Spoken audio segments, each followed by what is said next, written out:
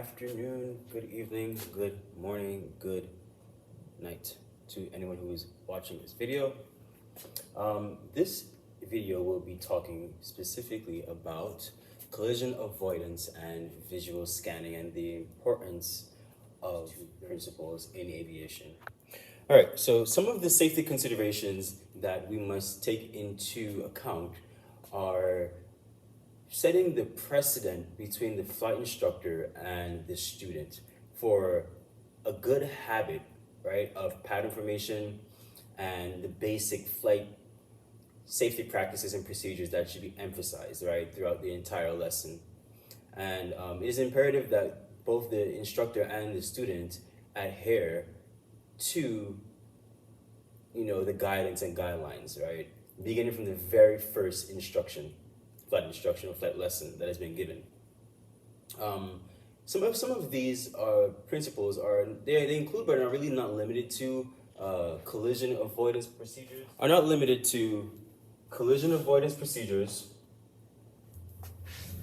Proper scanning techniques, clearing procedures, runway incursions, stall awareness, positive transfer of controls, and flight deck management. And so I'm just going to give a brief, introduction into each of them. So let's start with collision avoidance, right? So I think that all pilots really should be alert to the potential for mid-air collisions and really impeding on the loss of separation. So the general operating and flight rules that we have in the in 14 CFR Part 91 really set forth the concept of see and avoid. So it's our responsibility as pilots to, be aware of where traffic is coming from. And if we see that there might be someone coming in the same flight path as us, it is our responsibility to go move away from that traffic. And there's certain rules that we do, that we implement to make sure that we do that safely.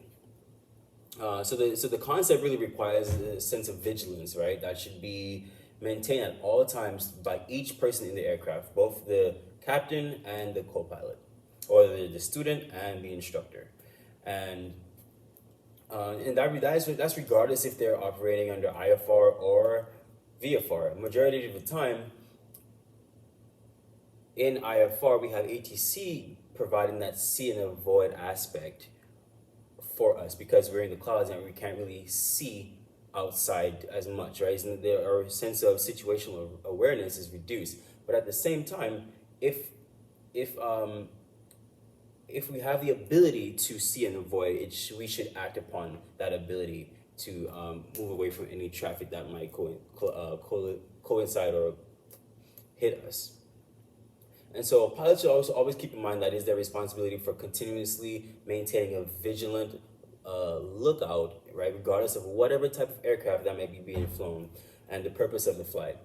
So there's a statistic, though, that most mid-air collisions and accidents actually happen in good VFR weather conditions. And so a lot of times that's in daylight hours, too.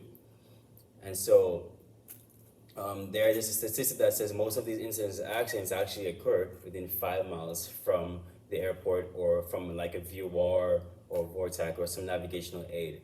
So that raises the question about the awareness of the pilots, right? And how imperative that is that the flight instructor sets a precedent from day one to ensure that we keep our eyes looking outward in the plane if you're in VFR or even in IFR conditions, that we have some form of equipment and software that can aid us in situational awareness and being able to prevent any form of collision avoidance. I think it's also important to discuss the relationship between the pilot's physical conditioning and how that affects his vision. So factors such as like fatigue and boredom or illness, anxiety, or anything that preoccupies you prior to your flight or during your flight can lead to a deteriorating scanning technique, right?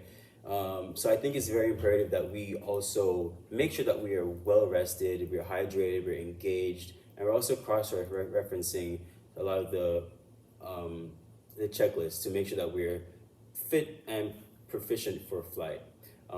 We use the I am safe checklist for that. So I am safe checklist stands for illness, medication, stress, alcohol, fatigue, and environmental or external pressures.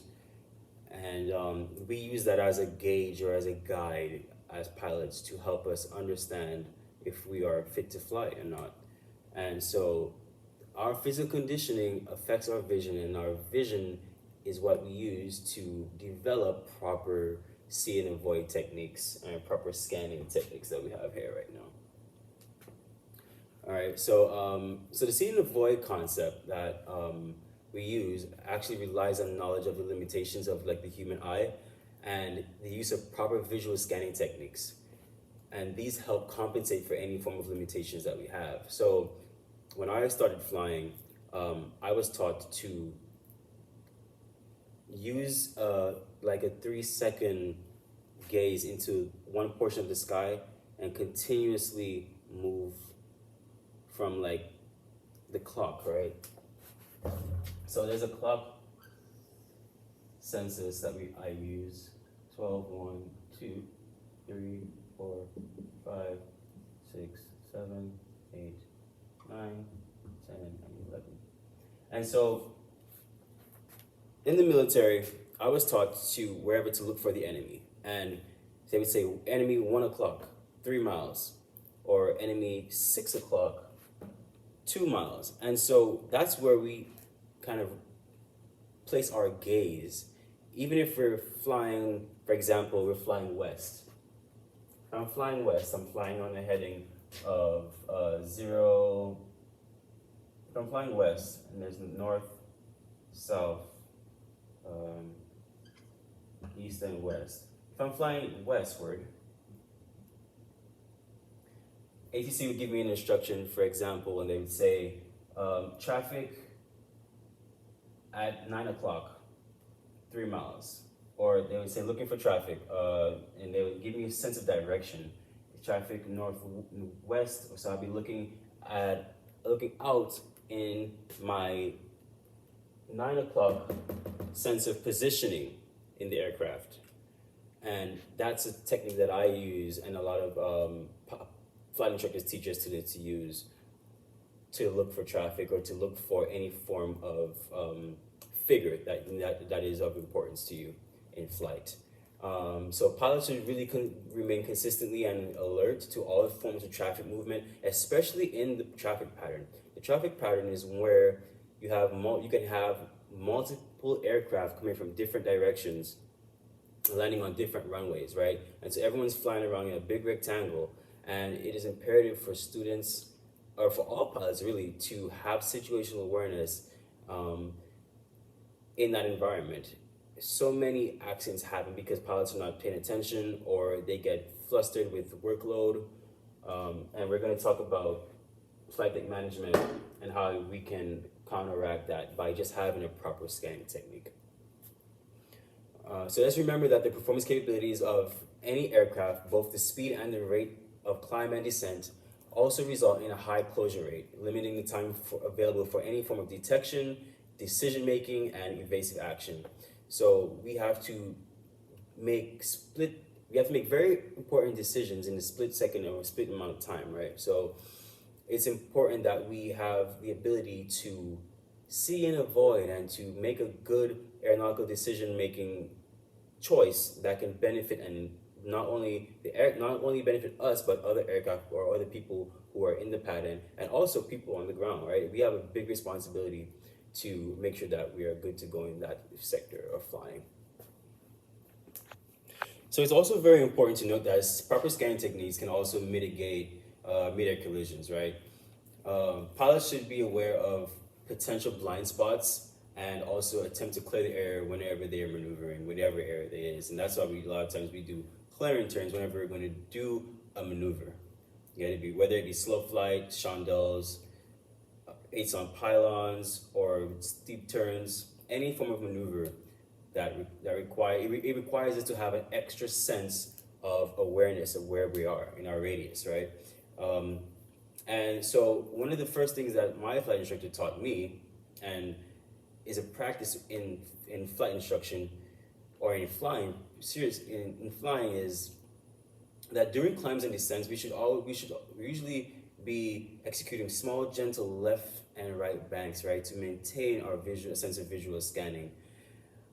And during straight and level flight, during these prolonged cruises, we should also be looking at, periodically different intervals of the sky.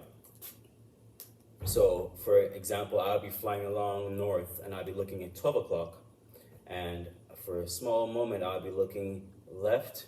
So I'll be looking to my 11 o'clock and I'll be looking into my 1 o'clock. And I will start going through the 11 o'clock and then come back up through the 12 o'clock, which is north, and then move slightly right until 1 o'clock.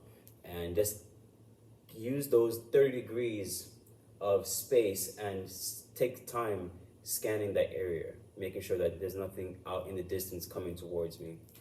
And that's very, very important for us. We need to be ahead of the aircraft at all times. So having a sense of, or having an idea or a sense of where something is prior to us getting close to it is very imperative.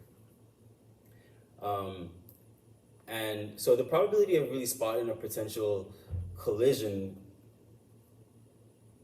increases, I would say, the time looking outside, right? So the longer we take to find something is the more we have to be looking outside of the aircraft, which is really good because that's where we need to be looking anyways. We need to be looking outside and verifying inside that we have the information that we gathered from looking outside. But some of these techniques can also increase the time effectiveness of the scan. And naturally, our human eye tends to focus somewhere into the featureless sky. So in order for us to really shift our gaze and our focus, we need to have the ability to refocus our scan and refocus those intervals throughout the sky that we're looking at. A lot of pilots have the bad habit of, especially in VFR, scanning the instruments and not really paying attention to what's going on outside. And before you know it, they have aircraft 500 feet above or below them, or coming on a straight path of them in the same direction, or they're on the same altitude. Another aircraft is on the same altitude as them. So, for example, we're flying at 1,200 feet MSL. Another pilot is also 1,200 feet MSL, and if we're traveling to the west, another pilot is also coming from the west. So they're traveling from west to east, and we're traveling from east to west at the same altitude. That's an example of how a mid-air collision can occur if we're not vigilant and making sure that we can see traffic at least a few miles ahead, so we can make a corrective action and make an evasive turn away from that traffic. Pilots also really recognize that their eyes may require several seconds to refocus, and when switching views between items on the instrument panel and distant objects, it takes time, so we need to be ahead of the airplane once again. A proper scanning technique requires a constant sharing of attention with other piloting tasks. So sometimes we're talking to ATC, we need to switch a fuel tank, or we need to, activate a flight plan. There's multiple things going on in the aircraft all at once that we need to be able to divide our attention effectively. I don't like to quantify it as multitasking, but we're doing many different tasks effectively, and so the division of our time is knowing how to divide our time wisely is important. Knowing what to look for when, and the order of priority that these tasks need to take place. An effective scanning technique is also accomplished with a series of short, regularly spaced eye movements, and what happens is it brings a successive area of the sky into our central visual field. Like I said, I like to move between 10 degrees at a time, so each movement should not really exceed 10 degrees. I like to pick a portion, focus on that portion for about 3 seconds, and then move over back to the flight instruments, making sure everything is verified of what I'm seeing outside in terms of my pitch, in terms of my attitude, in terms of my airspeed, in terms of my altitude and my heading, and I'd go back outside and focus on another 10 degrees of a different portion of the sky. So like I said, if I was viewing the 11 o'clock area or that northwest area, I would transition to 12 o'clock, heading straight north, focus on it for about 3 seconds, and then move over to the right hand side or my 1 o'clock area on my situational awareness mental picture. Peripheral vision is also a big factor for us, and we use our peripheral vision a lot of the times to help us to see aircraft or to help us to identify blind spots that can occur. So visual scanning, right? Proper visual scanning techniques are very, very important. All right, so this is a continuation of the video of the visual scanning and collision avoidance, and we stopped last time on proper scanning techniques. Now I'm going to get into the topic, or just a brief discussion about how pilots should have the skill to notice if an aircraft is on the same collision course as them. So this is what we refer to as no relative motion. And if another aircraft appears to have no relative motion, is likely on a collision course with you, right? So basically, you don't see any lateral form of movement, any vertical form of motion, but it's also increasing in size. Then it behooves you to take evasive action and to either descend or climb above or turn left or right, depending on the airspace and depending on the airspace that you're in, and depending on depending on the amount of planes that you have around you, right? So you'd be taking a look at your MFD, or you're taking a look at your screen to see where other aircraft are. So we're going to talk about clearing procedures. The main clearing procedures that we use in aviation, especially in training in the training environment, is our clearing turns. So clearing turns, you just want to ensure that the area is clear before you start any maneuver.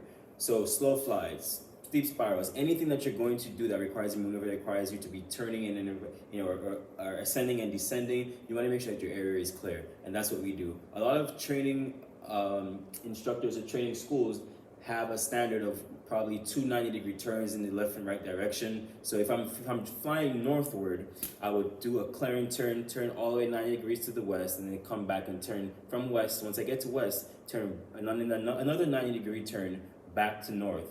And in that, so that way I can have an ability to scan that entire sector. Once I'm flying north like so, I'm scanning this direction.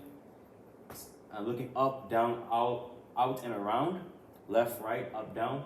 And I'm flying back again to fly back north. But while I'm turning this way, I'm looking up, down, out, and around, right, until I get back to north.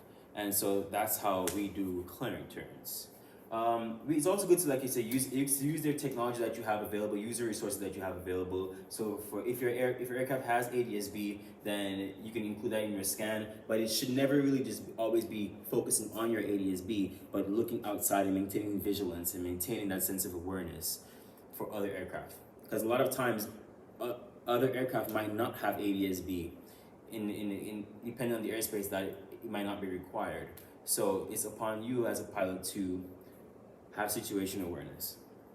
Also, ask ATC for help. ATC is your friend. ATC is always there to help you and assist you if they have the ability to do so. So you need to, if you're in the traffic pattern and they say, hey, they give you a clearance, they say you're number 2 for landing, but you're looking for the plane and you can't see it or whatever it might be. If you're talking to ATC that has the radar capability, they might be able to help you. Or give you a sense of situational awareness. And so you can also ask passengers for help. If you're flying and if you're the group of people and you're looking for the plane, say, hey guys, take a look out and see if there's anyone out there for me that I wouldn't be able to see, for example. Also, proper lighting is another clearing procedure. So in the daytime, it's imperative that you have proper lighting, and also at night. So the FAA advises us to put our landing light on when we're within 10 miles of the airport and below 10,000 feet. It's also a good practice to verbally call out your clearing turn. So when I'm flying, if I'm going to do a left clearing turn, I say clear left, and I'm looking out leftward. I'm lowering my left wing to make sure that nothing is coming in that direction that I'm going to make that clearing turn. And then I commence to make the clearing turn. So I say clear left, I lower the wing. If I'm flying a high wing aircraft like a Cessna, or if I'm flying a low wing aircraft like a Warrior or a Piper, then I would still lower the wing, or sometimes raise the wing and see what I can find below. And then I make the clearing turn. I do the same thing for the right. So clear left, lower the wing, look out, up, down, out, and around, left, right. And then I do clear right and do the same thing like that. And also clear above and below, right? And then once you're done, then you can say, okay, you're clear to make, you're clear to make the maneuver. Some of the things that we need to take into consideration are the regulations, and right-of-way regulations are very, very imperative as for pilots to understand. So FAR 91-113 discusses the right-of-way regulations that pilots need to take into consideration.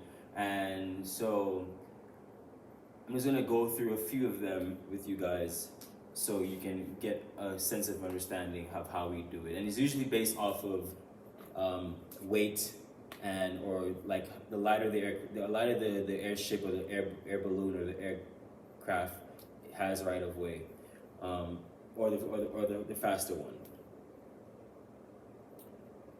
So in distress, an aircraft in distress has a right of way over all other aircraft. So if an aircraft has declared an emergency, then that aircraft has the right of way. Also converging.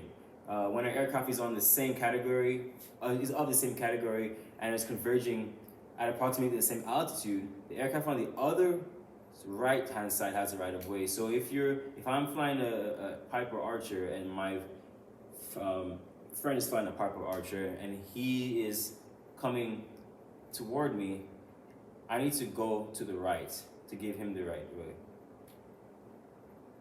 Or if I'm flying this way, then the aircraft to my right has the right of way. So if he's coming towards me and I'm coming this way, he has the right of way, right? Because he's on the right-hand side. He's on the right-hand side. So if he's coming like so, I'm coming this way, he has the right of way. A balloon has the right of way over any other category of aircraft because, once again, it is lighter and it is more affected by the wind and other various reasons why. But that's part of the regulation. A balloon has right of way over all other category of aircraft. A glider has the right of way over an airship, a powered parachute, a weight-shifted control aircraft, and a rotorcraft. An airship has the right of way over a powered parachute, and a weight-shifted control aircraft, and a rotorcraft. However, an aircraft towing or refueling an aircraft has the right of way over all engine-driven aircraft. So in the Air Force, they have aircraft that refuel other aircraft. The aircraft that is given fuel to the other aircraft, they have the right of way. And it's like a little plunger, like a little stick that pushes out, protrudes, and someone operates that manually. I mean, with controls, and they try to refuel the plane. That aircraft that is flying has the right of way over any other aircraft that has an engine. Also, aircraft that are doing tows have the right of way as well.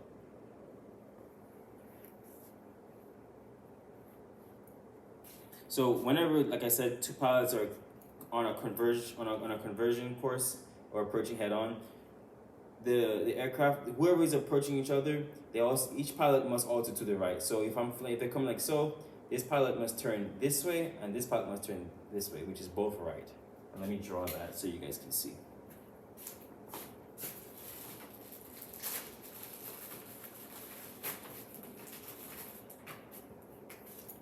So if I have an aircraft coming this way, and I also have another aircraft coming this way, this aircraft number one, must turn this way to the right, and aircraft number 2 must turn to the right as well.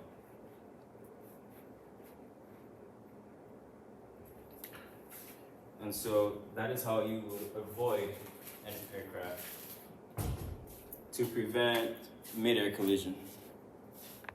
Another important subtopic is the process of overtaking an aircraft. So any aircraft that's being overtaken, they have the right of way. So if I'm flying a Cessna and I have an F-16 flying behind me and they want to get past me, I have the right of way.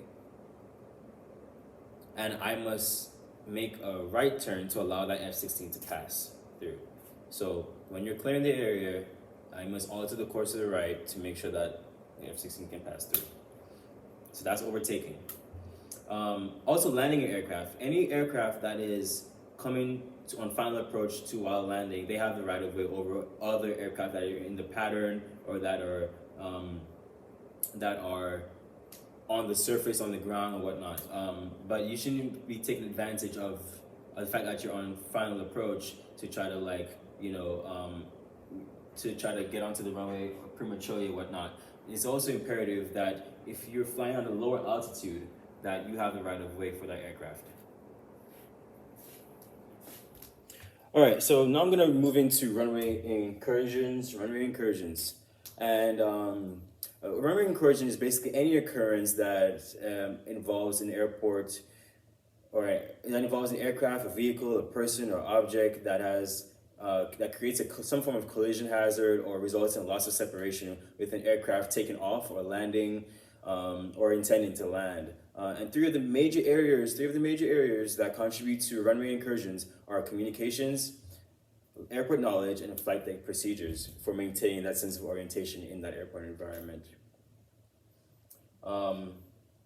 So I'm going to move into nighttime scanning. In the night, we have blind spots in our vision, and so it's imperative that we that we look every 10 degrees off of our center to find traffic and do a small, slight gaze. Give your vision some time to actually reach out into the distance and look for those flashing nav lights. So we have lights on our left and our right wing, red and green lights, and also on the tail we have a white light if you're looking ahead of you, if someone is ahead of you, and also the beacon light, which is the bright red light that'd be on the tip of the tail, or on some aircraft they would be on the usually to the tip of the rudder. It'd be the beacon light. So nighttime scanning, and also is also good for you, the pilot, to avoid any form of bright light 30 minutes prior to flight time, and they should be using using light systems to look for anything in the cockpit. Like they shouldn't be using any form of bright light systems in the cockpit that can deter their vision or throw off their sense of vigilance and the ability to see the instruments. Another important factor or caveat that instructors should inform student pilots of is the airspace that they're flying in, such as military airspace, active military airspace, and alert areas and warning areas, because these areas you're allowed to fly through, but they have a high frequency of traffic that might be there. So it's behoove them to contact the controlling agency of that airspace to get permission or to let them know that they're flying through there. Also, they should be checking NOTAMs before every flight to be aware of any potential hazards that may be in the area, and any form of operations such as UAS drone operations or parachute operations that might be happening. Another important topic is speed differentials. So the performance capabilities of many aircraft in both speed and rates of climb and descent, they also result in high closure rates, including the time available for detection, decision making, and evasive action. I'm going to move into stall awareness, which is a very, very important factor of this lesson. All right, so in regards with stall awareness, 14 CFR Part 61, Section 6187 requires that student pilots receive training for any form of single-engine or multi-engine aircraft. They have to log a certain amount of hours for stalls prior to their solo. And the reason for that is that students can develop a sense of awareness for when a stall is going to occur. A lot of students have the tendency to believe that over pitching can cause a stall, which it can, but it's really a stall really occurs when you exceed the critical angle of attack, which is usually between 16 to 20 degrees. I drew a diagram here to where you're in level flight and a stall can still occur while the aircraft is in level flight. But as you increase the angle between the relative wind, which is, for example, the relative wind would be facing this way, and the flight path would be facing the opposite direction. So the relative wind is opposite of the flight path. And the more you increase the angle of attack is the more you're likely to have a stall. And the stall can occur at level flight and an ascending attitude or descending attitude. Just depends on where that critical angle of attack is exceeded at. So we take a few hours to train those students into learning how to visualize when an angle of attack is becomes excessive, and how to counteract that by lowering the nose and reducing that level of pitch attitude, or reducing the flight path to correlate for the relative wind, so they wouldn't allow a stall to occur. All right, now I'm going to talk a little bit about vestibular and visual illusions. So the human eye tends to focus somewhere, for example, and even when we're looking out and throughout the sky, when you're shifting your gaze between your instrument panel and the horizon, for example, it's going to take a few seconds for your eyes to refocus and to be able to gain a full sight picture of what you're actually looking at. So the same concept of when you have a camera, the camera takes a few seconds to focus and to zoom in, so that way it can actually get a good sight picture of what it's trying to capture. Our eyes work the same way. So pilots should be aware that they need to often pause for a while and let the eyes reset. Some of the vestibular illusions I'm going to speak about now are the leans, the Coriolis illusion, the graveyard spiral, somatographic illusion, and inverse illusion. I'm going to go one by one with those. So starting off with the leans. So after we level the wings on a prolonged turn, so for example, if I'm flying on a heading of north and I'm going to do 2 full rotations all the way around back to north. So I'm flying off from north and turning, for example, starting off left, turning west. I'm gonna go keep on turning all the way down to south, and then all through east, and then come back up through north. If I do that 2 times, or if I do that even more than that, there's a tendency that the pilot may feel that the aircraft is banked in the opposite direction of the turn. So he might feel that the plane was banking right instead of banking left. And so that's what we consider the lanes. And it's imperative that we learn to identify that sense of illusion, so our brain doesn't get trapped into that illusion, and we're able to say, okay, how can I rectify that? And the next one is the Coriolis illusion. And after a prolonged turn, we have fluid in our air that create a sense of balance in our air. And when we're constantly turning, that fluid is moving throughout our air. And the fluid in the air moves at the same speed as the air canal is moving. And so when we have a head movement on a different plane, this will cause the fluid to start moving and result in a false sensation of acceleration or turn on a different axis. So same thing will happen is when we get dizzy, for example. We're thinking that we're falling, or we feel like we're swaying from left to right, or we're moving on a different plane of rotation than we actually are. And that's what the Coriolis illusion is. All right, now I'm going to elaborate a little bit about the graveyard spiral, and I illustrated 2 instruments that we have here. This would be our turn coordinator, and this would be our attitude indicator. And so what the graveyard spiral is when a pilot is in a prolonged sense of a constant rate turn, they may experience an illusion of not turning. So after they level the wings, the pilot may feel as if like the sensation is turning to the other direction, which is the lanes with which we just talked about, and that will cause the pilot to turn back in the original direction. So I'm going to illustrate this real quick. When we're in a coordinated turn, our ball is usually in the center, right? So we're stepping on that rudder. For example, if we're stepping on the, if we're stepping on, if we're having a left turn, for example, our attitude indicator would be indicating left. So our plane diagram would be facing in this direction, and then our ball has a tendency to swing, and so we need to be stepping on wherever the ball is. So if we're turning left, we'd be stepping on the left rudder while we turn the left aileron and make that turn into the wind. So if we're on a constant turn, we're constantly turning leftward. After we turn for so long, there's a tendency for us to feel as if like we're not turning anymore. So what the pilot wants to do is he wants to level the wings, and he wants to turn in the other direction to figure out why he's not turning. By doing so, since like when you're on a higher angle of attack, is in order for you to maintain a level flight. For example, so if you're flying at 3,000, you want to turn and maintain 3,000. You have to increase the angle of attack while you turn. And the reason for that is because you have less vertical stability and less vertical lift.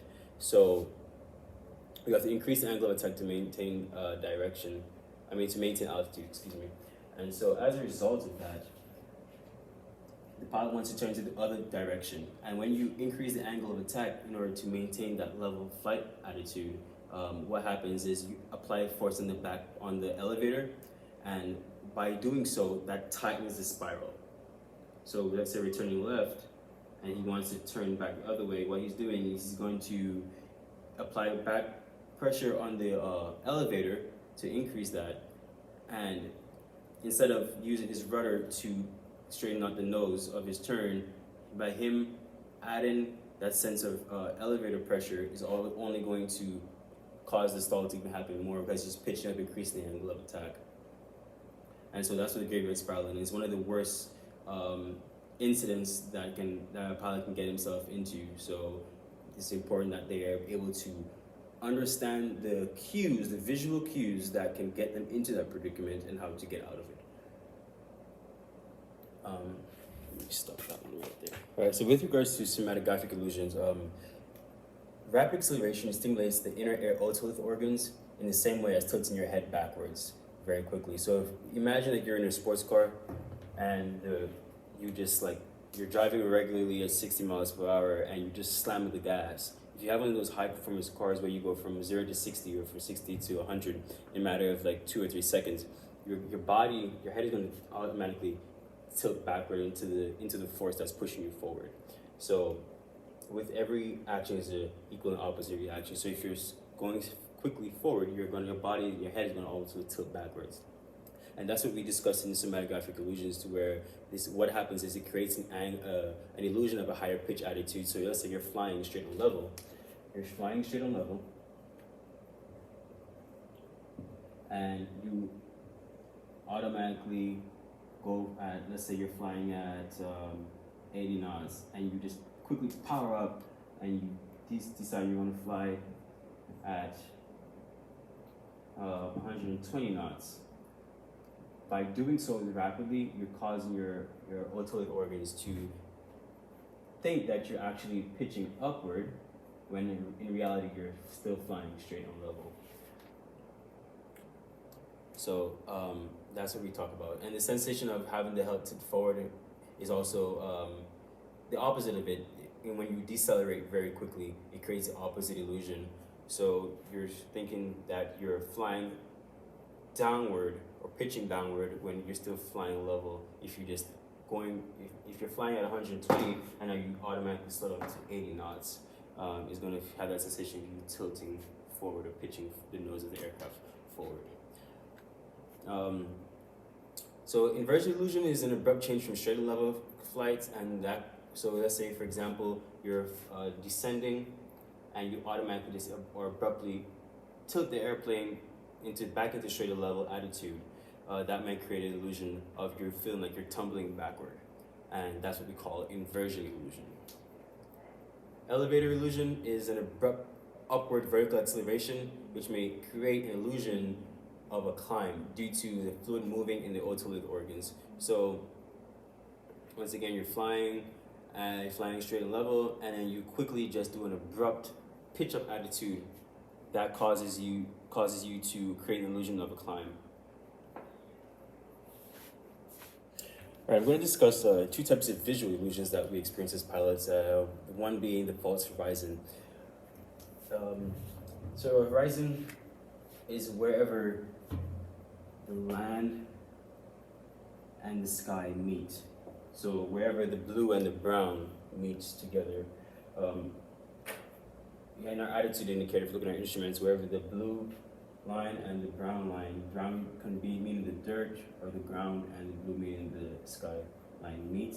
Wherever they intersect, that's what we consider the horizon on our instruments.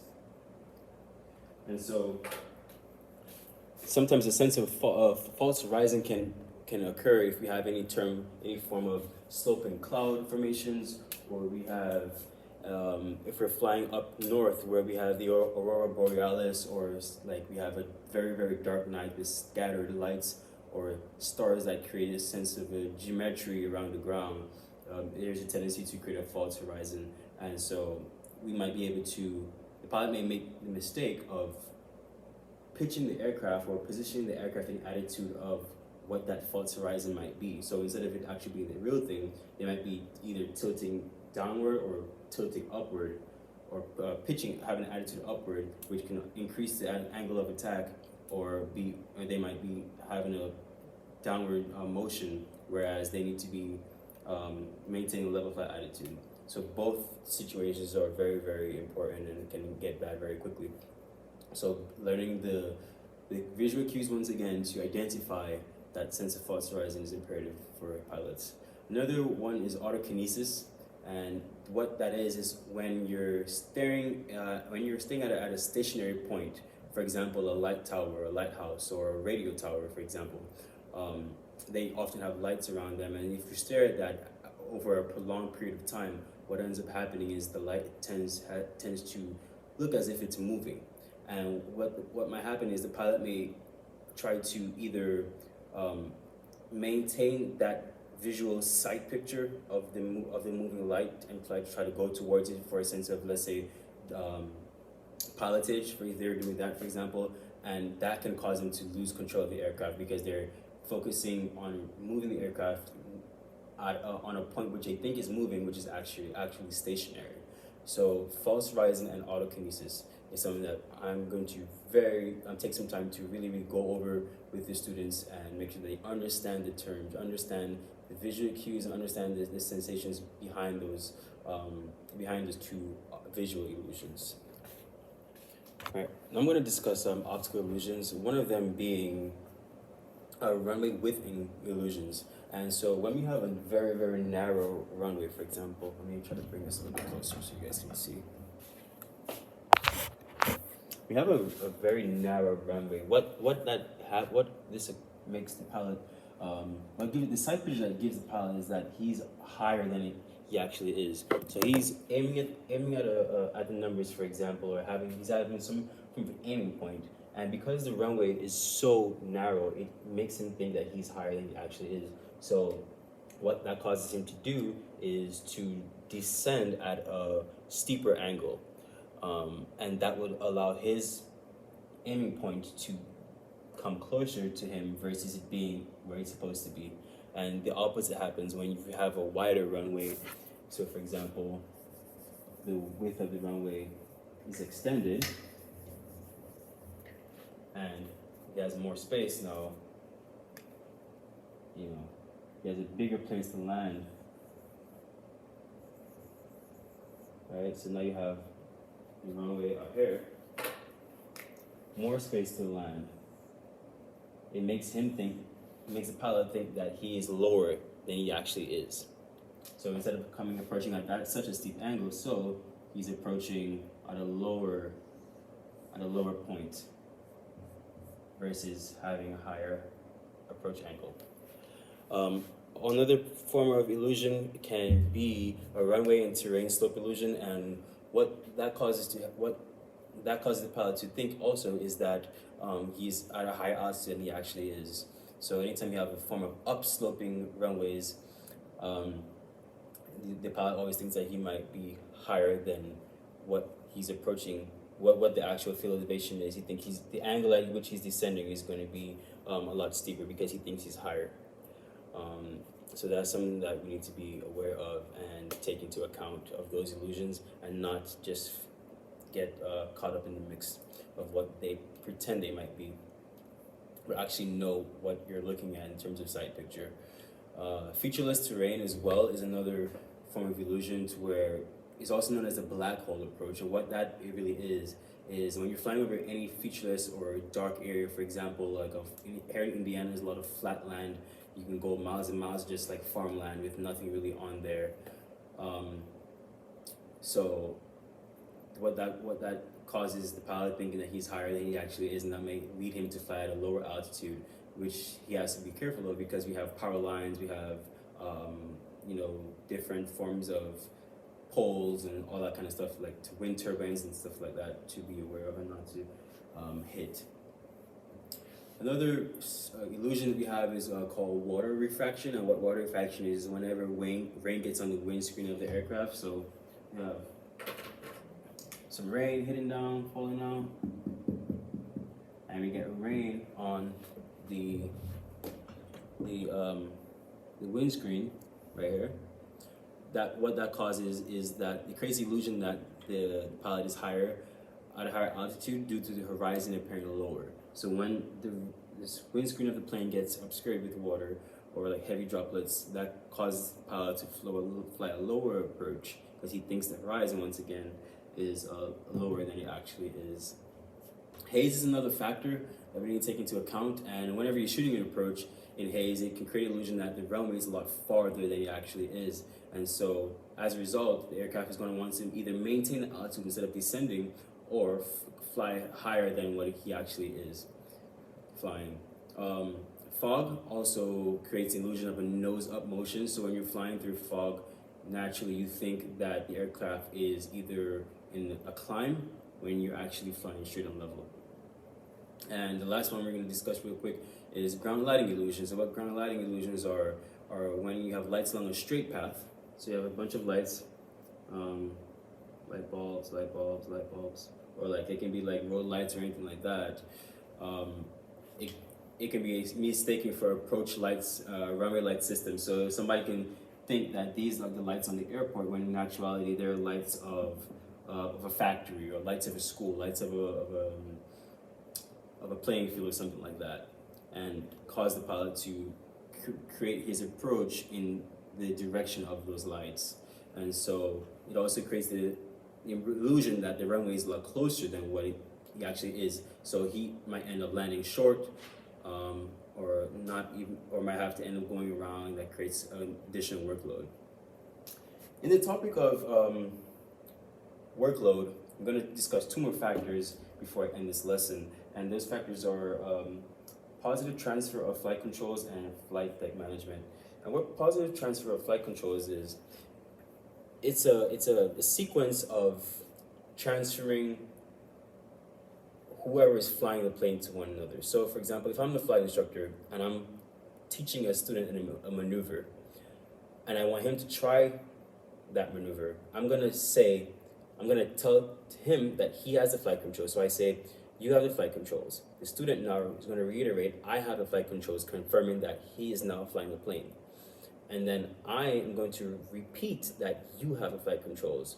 And then, so what that is, it also emphasizes to him that he's also flying the plane. So it goes like, so I'm the flight instructor, and I have someone here who is a student. They're right here. I'm flying, and I say, you have the flight controls. They take control of the plane. They start flying. And they say, I have the flight controls as a student. And then once they say, I have the flight controls, I then say, as a flight instructor, again, you have the flight controls. So it's a three-way communication that goes back and forth. And also flight deck management, and that goes hand in hand into when you're flying with another person in the cockpit, and you need to work together to achieve the task at hand, whatever that might be. So, shifting your gaze and shifting your focus, and not really multitasking, but doing different tasks that take a certain amount of time, a certain amount of focus, and being able to communicate effectively to get that task done. So while the captain might be flying, the first officer is checking weather or they're checking something else. Both people shouldn't be doing the same thing at the same time. One person should always be taking control of the aircraft or focusing on another efficient task, while the other person is focusing on safety or focusing on the performance of the aircraft, for example. So that way we're ensuring that we're following procedures, we're following the checklist, we're following the company's procedures and whatnot, and the steps, and also make sure that we're in a safe environment. We're looking out when no one is on a collision course, or no one is on the same altitude as us, and so forth. So those are the two main factors for this visual scanning and collision avoidance. So just to reiterate the lesson, we discussed the collision avoidance procedures, proper scanning techniques, clearing procedures, runway incursions, stall awareness, positive transfer of controls, flight deck management, and I went into some of the illusions that we need to be aware of in terms of teaching our students to identify the visual cues that can keep them away from unnecessary hazards or incidents and accidents. And that is the end of the lesson.